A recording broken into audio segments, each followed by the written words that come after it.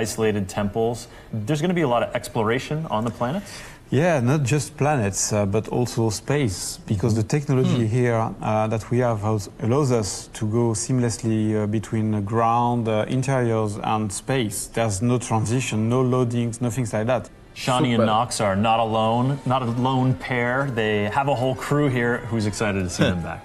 Yeah, again, this is very, very important. In Beyond Good and Evil 2, you have spaceships of different sizes. As a player, you can have a very, very big spaceship, and you can use it as a garage with your other spaceships.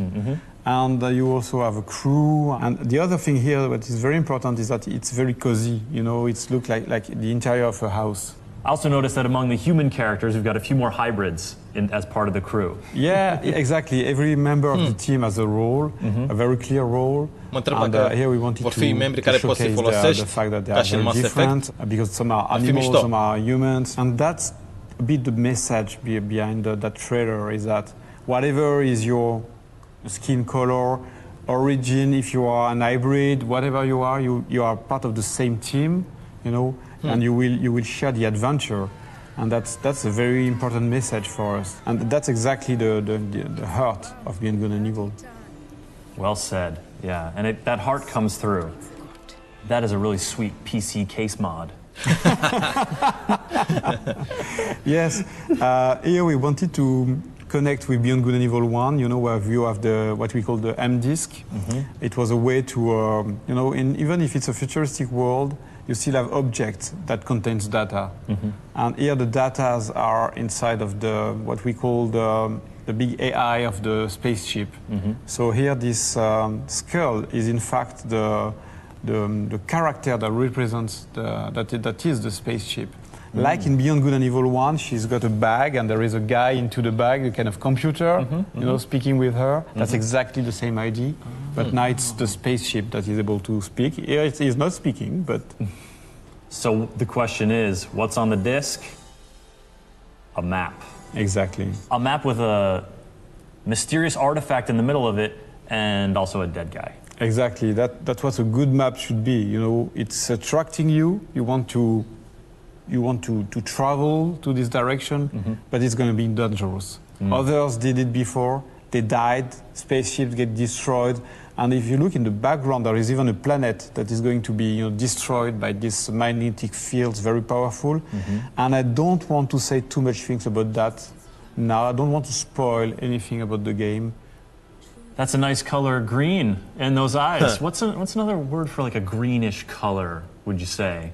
Maybe it's also a precious metal of some kind. Yes, I see what you mean very clearly. And again, that's a connection with Beyond Good and Evil 1, you know, the jade color. Jade. And, but again, we don't want to spoil the story. We don't want to do shortcuts about that. But Fair enough. yes, there are connections, clearly. And then the main theme of Beyond Good and Evil 1. Along with one final surprise, this is a huge spaceship and you are taking to the stars. Super. Eu cred că va fi frumos jocul. Yes.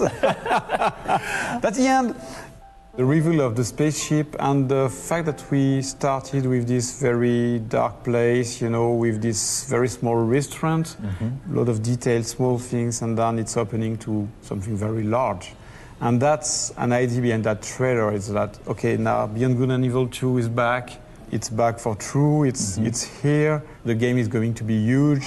Michel, thank you so much for talking through the trailer, sharing more about Beyond Good and Evil 2. I'm so excited, honestly, to go back and watch the trailer again, because I feel like there's even more stuff I might have missed.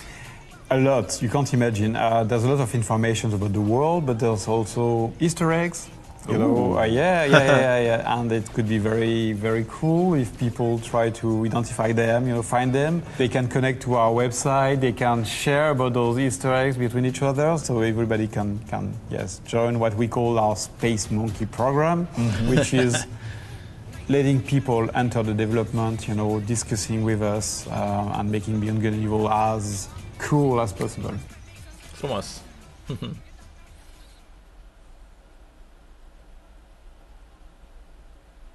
Space Monkey program.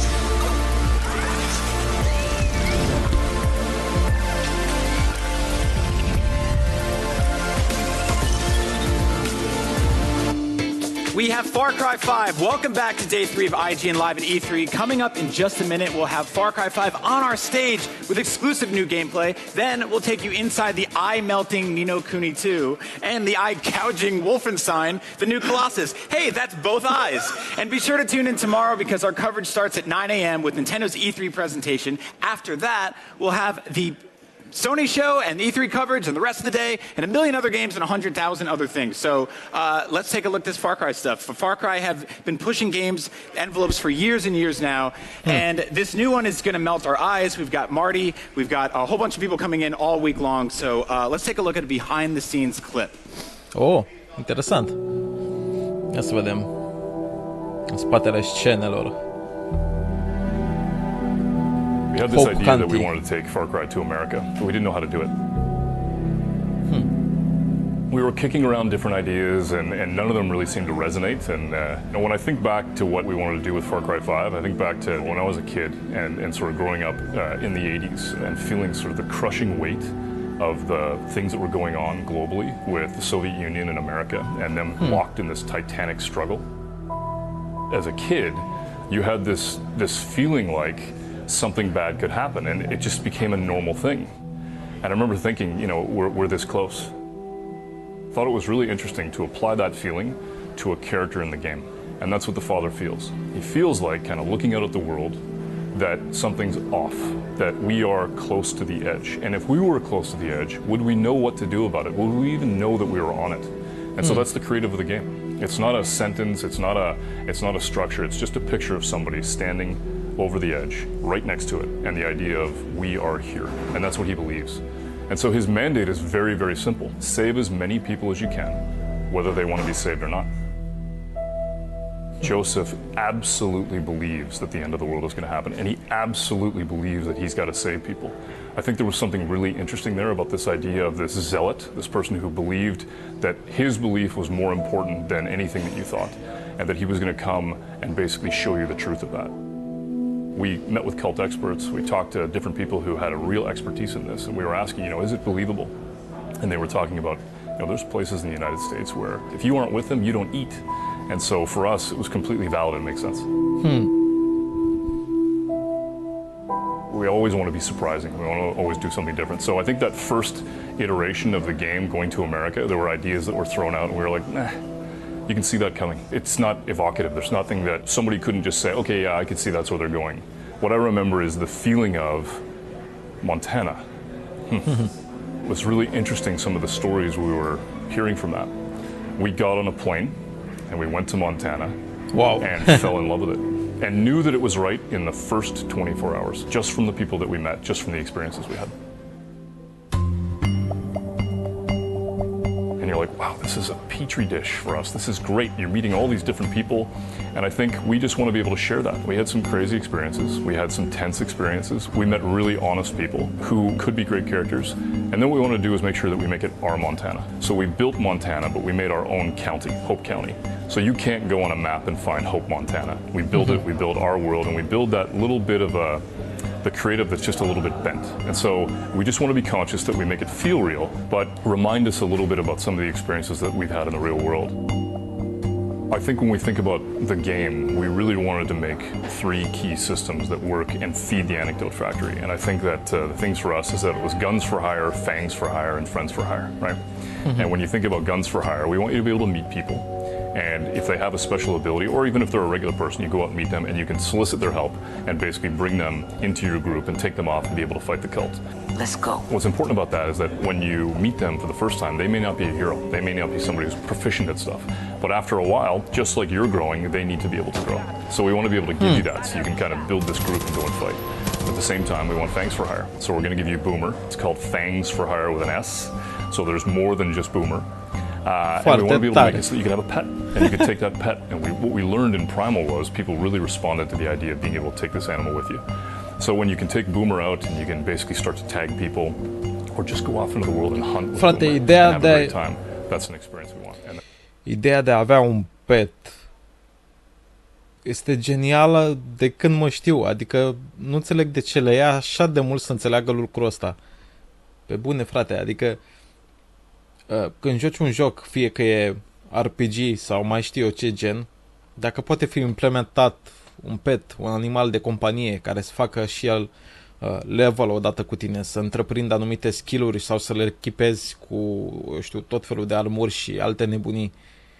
Este o idee superbă. De ce nu este dezvoltat lucrul ăsta? De ce nu este exploatat lucrul ăsta? Nu înțeleg nici până în ziua de azi. Le-a trebuit să facă FarCry Primal ca să înțeleagă asta? Pe bune? Wow. Ar trebui să lucrez în altă parte. Adică, nu știu, trebuie să lucrez undeva să le spun oamenilor ce să facă, că se pare că nu știu, nu înțeleg. And then with co-op and friends for hire, we want to be able to bring that in and make it so that you can have somebody that you want to be able to play with go out and experience the whole game with you. So if you think about guns for hire, fangs for hire, friends for hire, we want that whole system to kind of talk to each other and make it all work as one unit. We wanted to be able to make something different this time. We wanted to be able to make it so that you'd walk out into the world and you wouldn't know exactly where you're going or what you're supposed to do, and that you got to meet people and you've got to hear about what's going on in the world, and that those people or different places that you meet give you hints about different places you can go. We also want to make it so that if you play the game and you decide, I want to go north, and you play it for 10 hours, and we talk to each other the next day and I went south, you're going to say, oh, I met this person, this is the weapon that I got, this is the experience that I had, and I'm like, I don't know what game you were playing, but I went down south and I met Nick and I've got a plane and I'm able to do strafing runs, and I'm like, okay, and you go back home the next day and you play the opposite. And you play it the way you want to play it, and you meet people at the pace you want to meet them. And if you want to play in the open world and just mess around and have a great time, you can. If you want to have an earnest story moment, you can. In an action bubble that's contained, you can. It seems like the idea of this game and the thoughts that are being presented in this game are topical for the time we have right now. What was interesting is that, you know, we started to think about this and the concept of We're on the Edge 3 years ago. And we think we've got something special, and we keep pushing that. And we think when we present it to people, they're going to love it.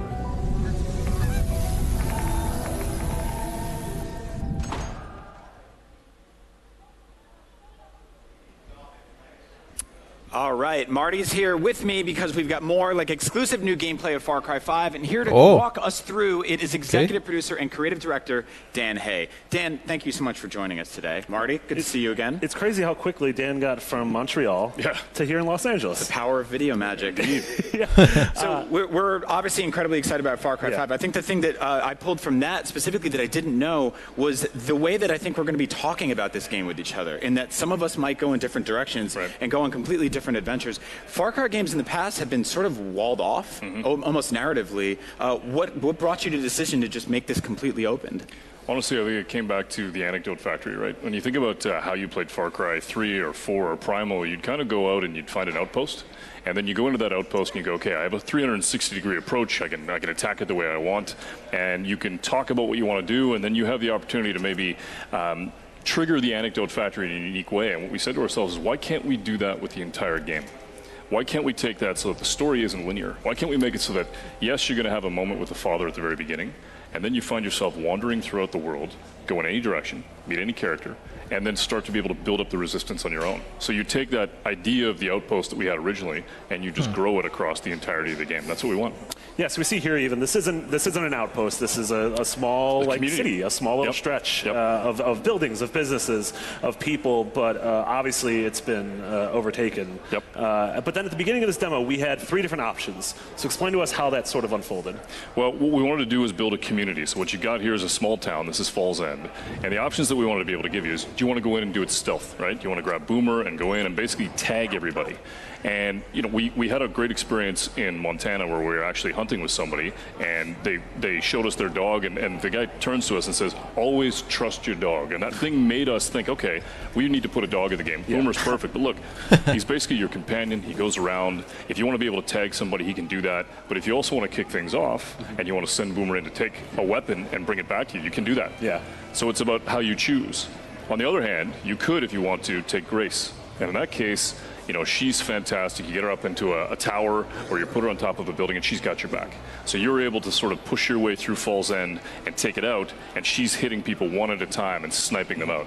And then after that, sometimes people just want to go absolutely nuts. Sometimes people just want to blow stuff up, and that's Nick. You know, you grab Nick, you put him in the plane, and you let him just bring the thunder. So how do you, in this demo, the way you chose the guns for hire was it was just a menu at the beginning. How is that going to sort of unfold in the actual game once we play it? Yeah, for us, obviously, we're making it so that it's pretty easy for you to be able to meet these guns for hire at E3 and make a choice. But in the game, there's people you may or may not meet. We want to make it so that you kind of follow the voices that you meet in the world, and you hear the lore of these different stories, and you hit action bubbles. And so if you go down into this region and you meet Nick, maybe you're going to hear a little bit about Grace, maybe not. Maybe you're going to go in and actually meet Mary May in the bar, and she's going to say, hey, maybe you should go talk to Nick. Or, you know what? This next mission, do you have a dog? I mean, I think you need a dog, right? And then you go in and you get thanks for hire. Yeah. And it'll give you these little hints and breadcrumb things throughout the world that you can do to kind of build the experience. But again, it really depends on how you play. Are they going to try to hurt my dog? They are. You're breaking my heart already, man. I don't want to hear all that. Bad people do bad stuff. But you can get revenge with a bat, which is great. Absolutely. If anyone touches my dog, I'm hitting you with a bat. But you know what? Boomer's a badass. He'll be able to handle himself sometimes. He'll be able to go in.